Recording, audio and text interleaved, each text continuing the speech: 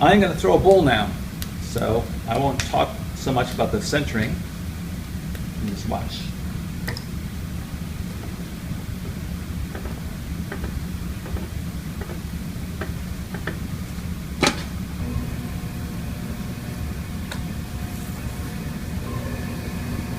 Lots of speed, lots of water.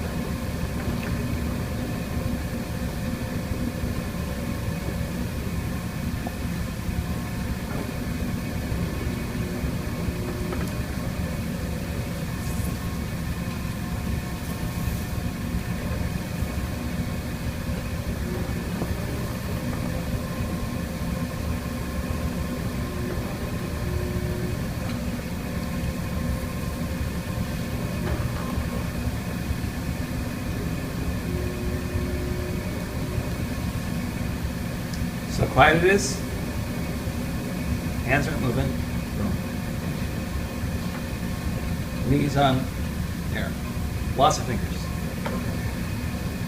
This time when I open,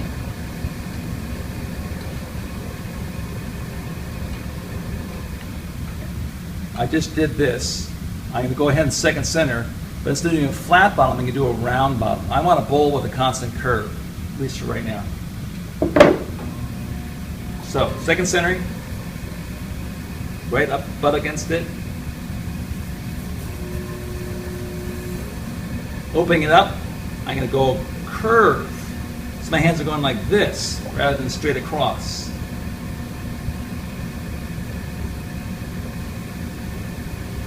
Second center.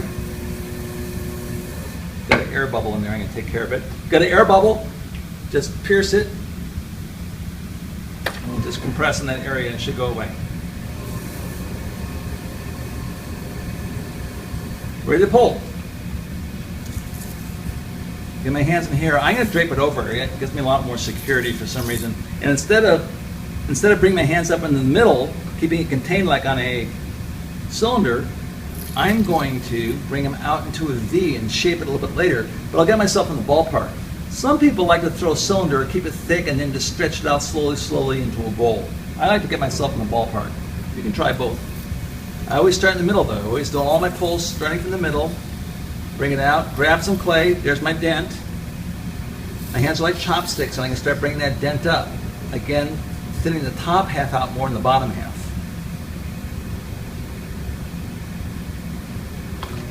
Another pass. Again, notice how slow my hands go too.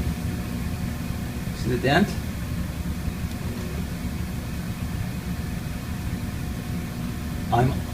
By the way, I'm underneath that dent, so let's make a dent. Actually, I'll start down here. I'm underneath the dent with my finger, but I'm also on it. Otherwise, that ridge will rip off. So underneath the dent and on it. That's a lot of intermediates do that mistake, where they're ripping clay off as they bring it up. Because the clay folds over and rips off. But if you're underneath the dent as well as on it,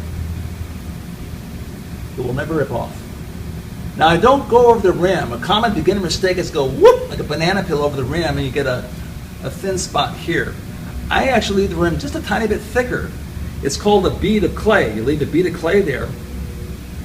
It does a couple things. One is it makes it stronger and it makes it so it's less likely to go oblong on you. Two, when you're trimming, this part will dry out first before it gets down to the foot, because this is still a little bit, it's thicker clay and it's at the bottom. This dries out first. If this gets bone dry and you try to trim it, it's going to crack if it's thin. A little thicker, you got more room for error.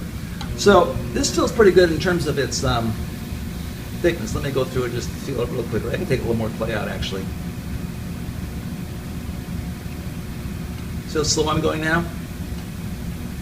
And it's kind of shaped as I threw, but I can shape it more. They have this kind of constant curve. So I can just work on the inside, just gently with my finger going up and down, just making a little bit rounder. So the whole thing has a constant curve, which is very pleasing. Sort of a Japanese aesthetic, actually. I could also start using my ribs if I want. I could use a rib inside, going up and down, and just give it a little bit of support from the outside, not a lot. Or I can go from the outside, which is fine to do, but the only problem is that it's actually the outside that you'll trim. You never trim the inside.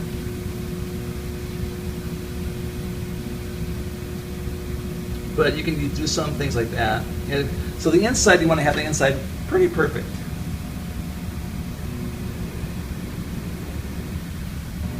And then the outside, you can trim that later. And again, I get my sponge or a piece of paper toweling.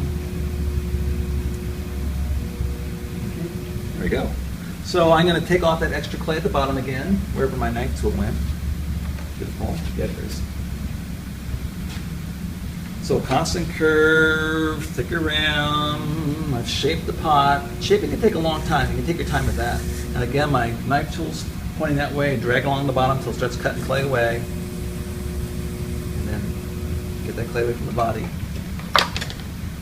Taut the string. Pull through. Take off the excess clay.